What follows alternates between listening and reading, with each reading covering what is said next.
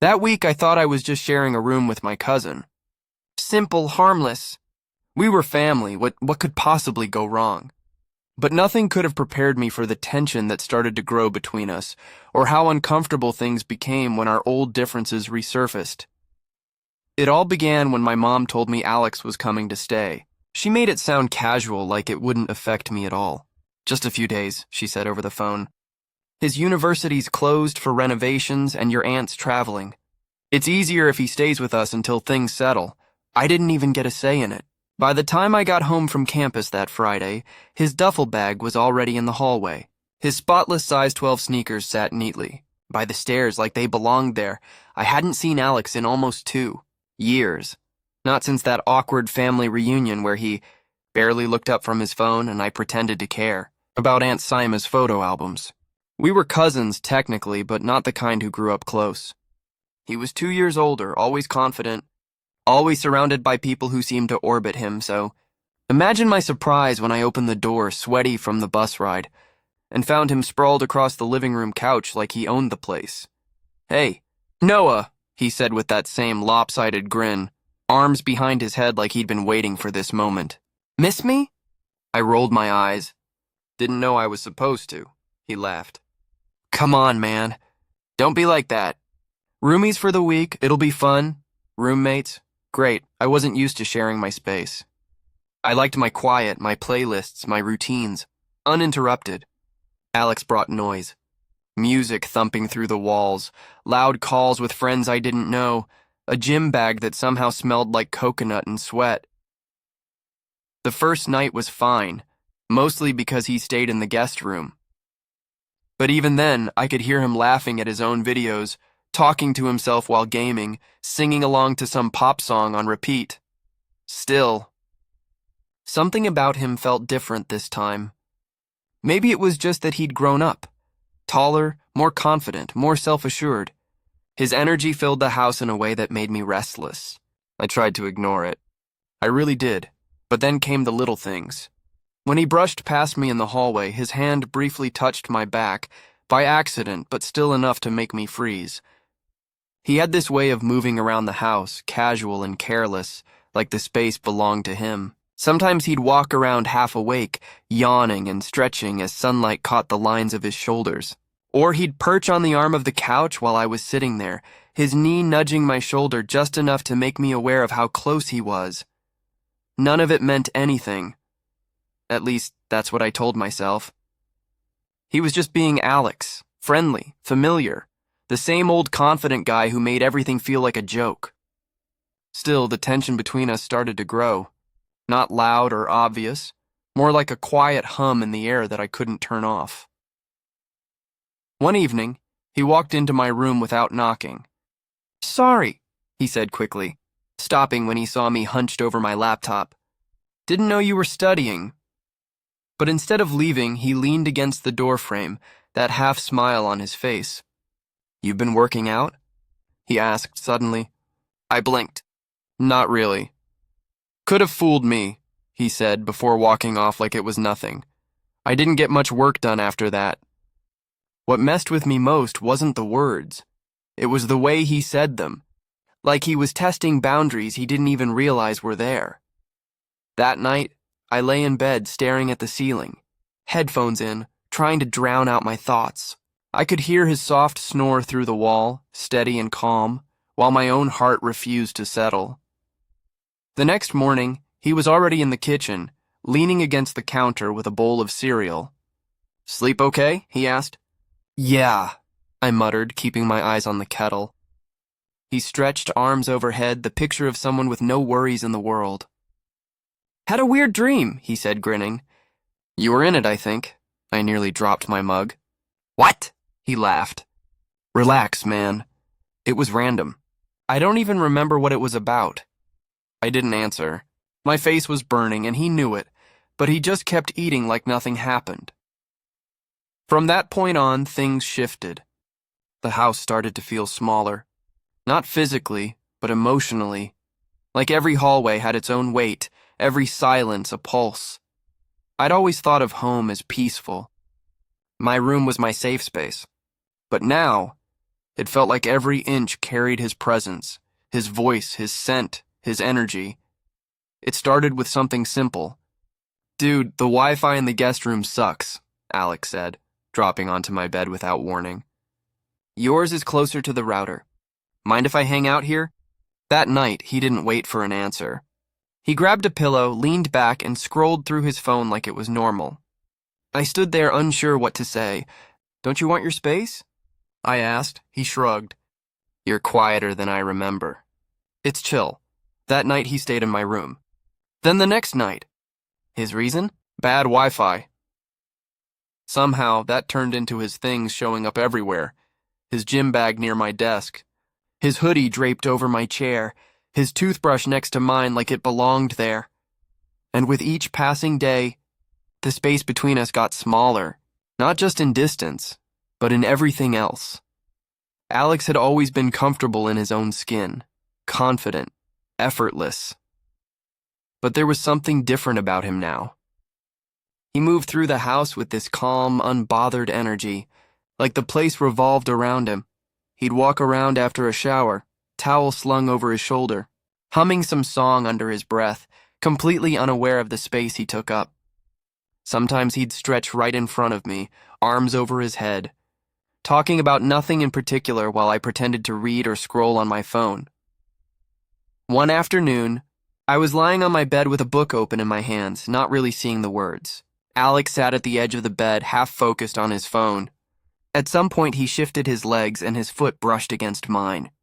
Just barely. Neither of us said anything. He didn't move, didn't look up, and I couldn't tell if it was accidental or not. But that small moment left a strange electricity in the air, quiet, confusing, and impossible to ignore. That night, I couldn't sleep. My mind kept replaying everything. His laugh, the way he looked at ease everywhere he went, how his presence filled every corner of the house. I told myself it was just me overthinking, but the thought wouldn't go away. When I woke up early, I found him already in the kitchen, leaning against the counter with sleepy eyes and messy hair. "Why are you up so early?" he asked, voice rough from sleep. "Couldn't sleep," I said, focusing on the coffee machine. He reached past me to grab a mug, his arm brushing my shoulder for a second. Nothing unusual, but it still made me tense up. He took a sip of coffee and winced. "Still bitter," he said. "That's because you add way too much sugar to yours," I replied. He grinned. "That's not how bitterness works." "It is for you." He laughed softly. "You're such a weirdo." I smiled, trying not to let it show how much his teasing got to me. That evening he appeared in my room again, laptop under one arm and a half-empty bag of chips in the other.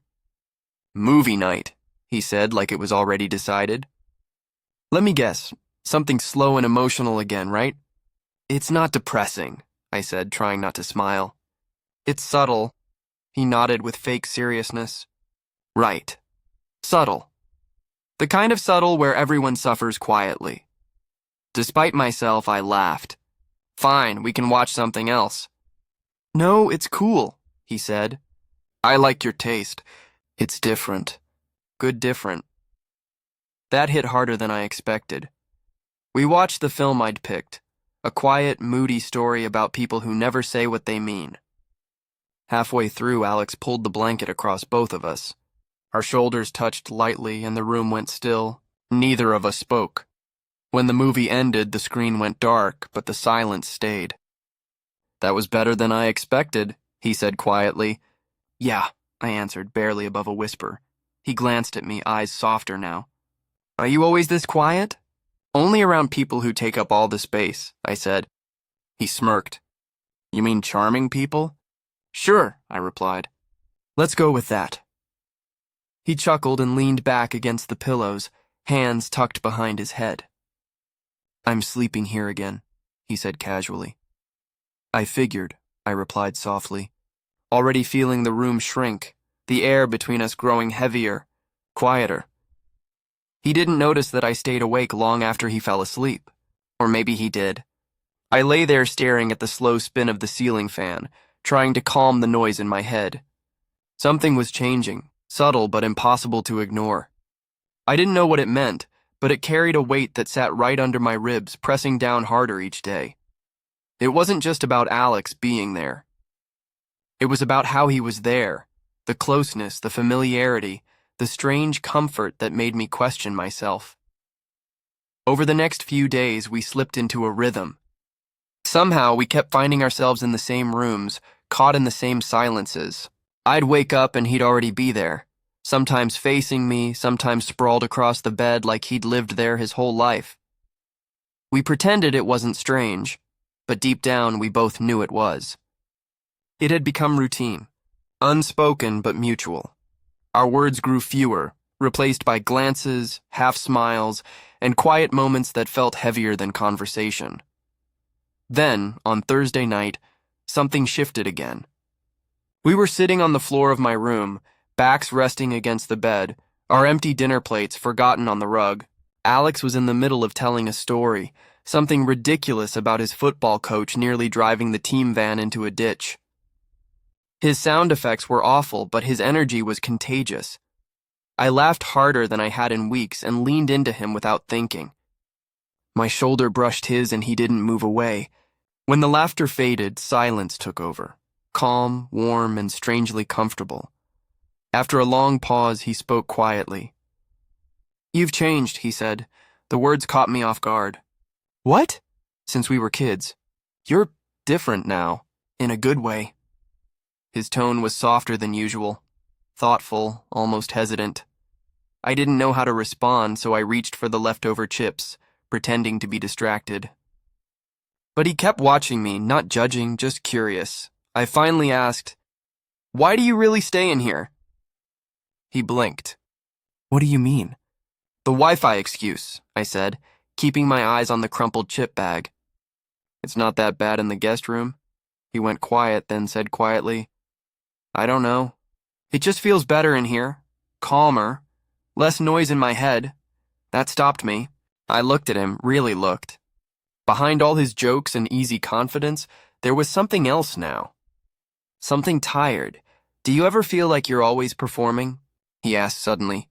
"Like there's this version of you people expect to see, and if you slip even a little, they start asking questions?" His words hit me hard. Not because I didn't understand, but because I did. "Yeah," I said quietly. "All the time," he exhaled slowly. "I guess I just don't feel weird around you. Even when it's quiet." He hesitated, his voice softer. "Even when you look at me like that." "Like what?" I asked. He smiled faintly. "Like you're trying to figure me out." "Maybe I am. And if you do?" he asked. I paused. The truth was I didn't know. Maybe I didn't need to, so I told him the only thing that felt true. "Then maybe," I said, "we stop pretending we don't already care about each other." The words hung there, quiet, uncertain, but honest. He looked at me for a long time, eyes thoughtful, expression unreadable. And for once, neither of us tried to fill the silence. He chuckled and leaned back against the pillows, arms folded behind his head. "I'm sleeping here again," he said with a grin. "I figured," I replied softly, already feeling the room shrink a little, smaller, warmer, more personal.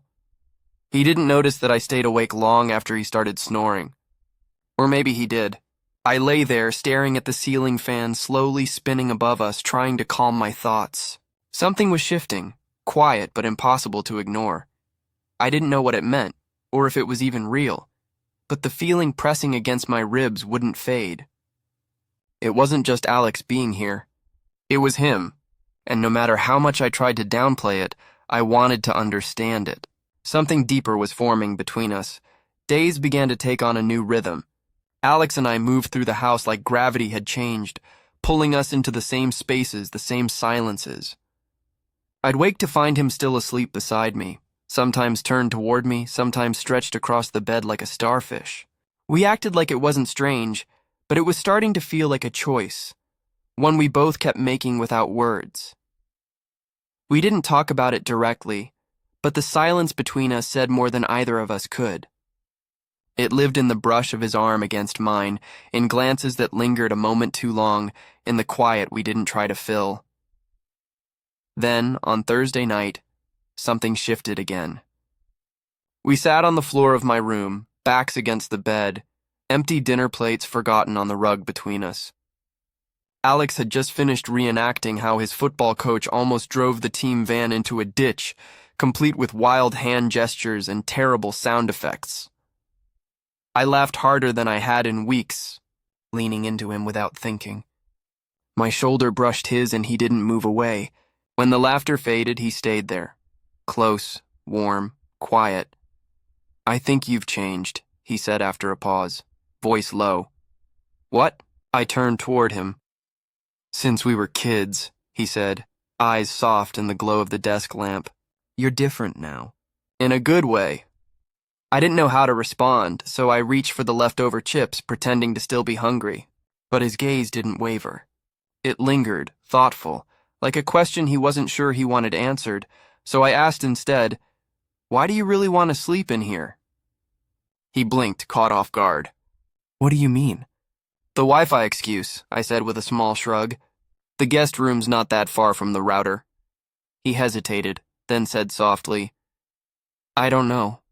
It just feels better here, quieter, less noise in my head." That stopped me. I looked at him, really looked. For all his jokes and easy charm, there was something vulnerable in his voice now. "Do you ever feel like you're always performing?" he asked quietly. "Like people expect this version of you, and if you slip even a little, they start asking questions." His words hit me hard, not because I didn't understand, but because I did. "Yeah," I said quietly. "All the time." He nodded slowly, eyes down. "I just know I don't feel weird around you. Not even when it's quiet," he hesitated. "Even when you look at me like that." "Like what?" I asked, half smiling. He gave a faint smile back. "Like you're trying to figure me out." "Maybe I am," I said softly. His voice dropped. "And if you do?" I didn't answer right away. The truth was I didn't know. So I gave him the only truth I had. Then maybe we stop pretending we don't already feel something. The words hung there, gentle, uncertain, like a spark waiting for air. He looked at me, eyes distant yet open, like he was trying to decide whether to step closer or stay safe where he was. Then he reached out, brushing the back of his hand against mine. It was nothing, a whisper of contact, but it made my breath catch. I didn't pull away. Neither did he. We stayed like that for a long time, our hands barely touching, the air heavy with everything unspoken. Eventually, he leaned back against the bed frame, eyes closing. "I'm tired," he murmured. "Then sleep here," I said quietly. He nodded, no hesitation this time. Later, when I slid into bed beside him, we didn't speak. He faced away from me, breathing steady, while I stared at the ceiling, counting each breath, wondering how long this quiet could last before it became too much to ignore. Because it wasn't about what we said. It was about everything we didn't, and that silence was getting louder. The next day, something unexpected happened. Alex had mentioned he'd be out late, hitting the gym, maybe crashing at his friend Tyler's afterward. "Don't wait up," he'd said casually, pulling his hoodie on with that familiar grin before heading out. So I locked my door. Or at least I thought I did. For the first time in days, the house was quiet, completely still. No music, no footsteps, no jokes from the kitchen. Just peace. It felt good, like I could finally breathe. Maybe that's why I let my guard down. I changed into something comfortable, dimmed the lights, and sank into bed, feeling free for the first time in a while. It wasn't about how I looked. It was about feeling unburdened, light, safe. I scrolled aimlessly through my phone, half listening to a mellow playlist humming through the quiet. For once, I wasn't thinking about anything. I was just being. Then I heard the faint jingle of keys. At first, I ignored it. Probably the neighbor's door, I thought. But then the handle turned. The door opened and light spilled in from the hallway. I froze. There he was. Alex, standing in the doorway, surprise written all over his face. He opened his mouth, but no words came out. For a second, neither of us moved. The silence was thick, heavy, almost tangible. My heart raced, and I pulled the blanket close, startled. "You said you weren't coming back tonight," I managed, my voice unsteady. He stood there, hand still on the knob. The gym was closed. Tyler bailed. "I texted you," I looked at him, unsure what to say. He wasn't embarrassed or amused, just caught off guard like something inside him had shifted. "I'm sorry," he said quietly, stepping back and closing the door behind him. But before it shut completely, he looked at me one last time. A look that felt less like apology and more like recognition. When the door clicked shut, I sat there in the dim light, heart pounding. And beneath the shock, something else stirred, because for a brief, fleeting moment, I hadn't wanted him to look away. Not out of pride or attraction, but because it felt like for once, he truly saw me. I barely had time to process what happened before the door creaked open again. Alex stepped inside, slower this time, his expression softer. "I should have knocked," he said quietly, eyes flicking away. "I didn't think." "It's fine," I said, steadying my voice. "Just don't make it weird." He gave a nervous half laugh. Too late for that. For a second, he lingered near the door, then crossed the room, hesitant, careful, and stopped at the edge of the bed. I could feel the weight of his eyes, not judging, just uncertain.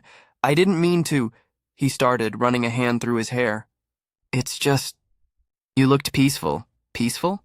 I echoed, confused. "Before you noticed me," he said softly. "You weren't trying to be anyone. You just looked like yourself, like you could finally breathe." That caught me off guard. People didn't usually notice things like that. He sat down slowly at the foot of the bed, leaving space between us. The mattress dipped under his weight. We both stayed quiet for a moment. "Is that what you do when I'm not around?" he asked, his tone curious, not teasing. "Sometimes," I admitted, "when I think I'm alone." He nodded, still staring ahead at the wall. "You didn't seem ashamed." I gave a small, nervous laugh. "Trust me, I was." He shook his head. "No, you just looked surprised. Like you weren't hiding anymore." I didn't know how to respond to that. Maybe he was right. Maybe part of me didn't want to hide. We sat in silence again, and the kind that felt heavy but honest. Then he shifted slightly closer. His voice dropped, softer now. "I'm not gonna lie. It caught me off guard." "I can tell," I whispered. He looked down, then back up, meeting my eyes. Not in a bad way, just different. My pulse quickened, though neither of us moved. "It felt real," he added after a pause, and that scared me more than I expected. I swallowed hard, the air between us thick and charged.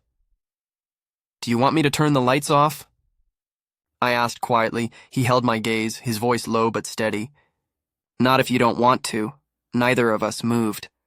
The silence wasn't quiet anymore. It felt alive, full of everything we didn't know how to say. Alex sat there at the edge of the bed, uncertain, torn between leaving and staying. Usually he was the one with control, the one who filled every moment with laughter. But now he seemed unsure. "I should go," he said finally, voice rough with hesitation. "You don't have to," I murmured. His eyes flicked toward me, thoughtful, conflicted, then back up, holding.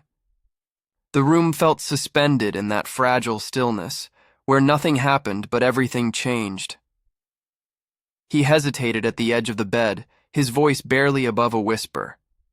"If I stay..." He didn't finish the sentence, but I understood. I didn't answer. I just shifted slightly, meeting his eyes, and steady, unflinching. That was all it took. Alex moved closer, cautious at first, like stepping into a moment he wasn't sure was real. He sat beside me, the space between us fading into something quiet and unspoken. His hand trembled faintly as it brushed my cheek, the touch gentle, uncertain. When our foreheads met, the world seemed to pause. The air between us felt charged, not with chaos, but with something deeper. Trust, fear, want. It wasn't rushed or loud. It was a conversation without words, built from years of silence neither of us had ever tried to explain. His thumb lingered near my jaw, his breath warm and uneven. It wasn't about crossing a line. It was about acknowledging what had always been there. That pull, that question neither of us had dared to answer, until now. He drew back just enough to search my face. "I've thought about this," he said quietly. I swallowed hard. "So have I." For a long moment neither of us spoke. We didn't need to.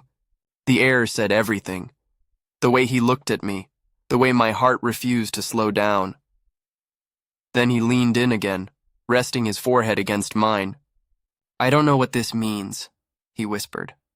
"I don't care," I said softly. The silence that followed wasn't empty. It was full, heavy with understanding, fragile and real. Later, the house was still. The night stretched around us like a secret only we knew. Alex rested beside me, his head against my shoulder, his breathing slow and even. I ran my hand absently through his hair, both of us half awake, caught somewhere between peace and disbelief. "You okay?" he murmured. "Yeah," I whispered. "You?" "Yeah, that was all. No labels, no definitions. Just truth. Just quiet." When morning light filtered through the window, I turned and saw him still there, asleep, calm, steady. For a moment, I thought about how everything had changed, and how somehow it still felt like the beginning. I didn't want to move. Not because I was afraid of waking him, but because I was afraid of breaking whatever this was. This quiet. This stillness. This fragile peace that hung between us. I watched him, trying to memorize everything. The curve of his jaw, the way his lashes brushed his cheeks, the faint shadows of sleep beneath his eyes. He looked different like this. Not guarded, not distant, just soft, calm, real. Eventually my arm started to go numb, so I shifted slightly. He stirred, eyes blinking open slowly, adjusting to the light. Then he saw me. For a moment, neither of us spoke. Then he smiled, slow, warm, like waking up beside me was the most natural thing in the world. "Hey," he said, his voice rough. "Hey," I whispered back. He stretched, a quiet sound escaping his throat, then let his hand slide up my side, fingertips brushing lightly before resting over my chest. "What time is it?" he murmured. "No idea," I said softly. He didn't move, just stayed there, close, calm, his breath steady. "I had the weirdest dream," he said. "Was I in it?" I asked. He grinned, eyes still half closed. "You were the dream." My stomach turned, not because of the words, but because of how easily he said them, without fear, without hesitation, as if what happened between us didn't scare him anymore. I wanted to ask so much. What this meant, if he regretted it, if we'd pretend it never happened once we left this room. But all I managed was, "Are you okay?" He didn't answer right away. He sat up a little, resting on one elbow, his other hand still on me, like letting go wasn't an option. "I am," he said finally, "but I keep waiting for the part where it gets complicated." "It might," I admitted. He nodded thoughtfully. "I know, but right now, it doesn't feel complicated. It feels right." That word, right, hit deeper than I expected because that's exactly how it felt. Not rushed, not confusing, just inevitable. He sat up fully, swinging his legs off the bed, rubbing his face with both hands. I watched him, the morning light tracing the lines of his shoulders, his whole body letting out a slow sigh. "You're not freaking out?" I asked. He turned halfway toward me. "Should I be?" I shrugged. "I don't know. I thought maybe you'd wake up and say it was a mistake." He was quiet for a moment, then shook his head. "It wasn't a mistake. Not even close." The relief that washed over me was quiet but deep. Still, questions lingered, the kind that didn't have easy answers. "So, what now?" I asked carefully. He smiled, softer this time. "One step at a time," I nodded. It wasn't a promise, but it was something, and right now, something was enough. That morning, we moved around the kitchen the way we always did. but everything felt different. Our hands brushed when we reached for mugs. He leaned into my shoulder as he passed behind me. The silences weren't heavy anymore. They were full of something unspoken but warm. At one point, he looked at me over his coffee cup and said, "You know, this house felt cold when I first got here. But now," he paused, eyes meeting mine, "now it feels like a place I don't want to leave." I couldn't answer that, not without giving too much away. So, I just smiled and stared down into my cereal, like maybe it could protect me from falling even harder. That afternoon, his bag sat by the front door, the same one he said he'd pack up before leaving. "But he didn't move toward it. You're staying?" I asked, trying to sound casual, even though my voice gave me away. He rubbed the back of his neck, a little shy. "If you'll have me." I wanted to say so much, to tell him how badly I wanted that. But instead, I just nodded. "Yeah," I said quietly. "I'll have you." He came closer, leaned down and kissed me. Soft, steady, and full of meaning. No rush, no heat, just a quiet promise between breaths. A reminder that he was still here. That night, we didn't define anything. We didn't label what we were. But when he slipped into bed beside me, pulled the blanket over us both, and rested his forehead against mine, I realized I didn't need answers anymore. I just needed this. Whatever this was, and for the first time, I wasn't scared, because he wasn't running and neither was I. Still, the questions wouldn't leave me. What now? Where do we go from here? If we keep walking down this path, how do we face a world that might never understand? I don't have the answers. Maybe I never will, but one thing's for sure, we can't undo what happened. And honestly, I'm not sure I'd want to. What about you? If you were in our place, would you walk away or would you keep going no matter how uncertain the road ahead looks? Let me know what you think in the comments, because right now, I'm still trying to figure it out myself.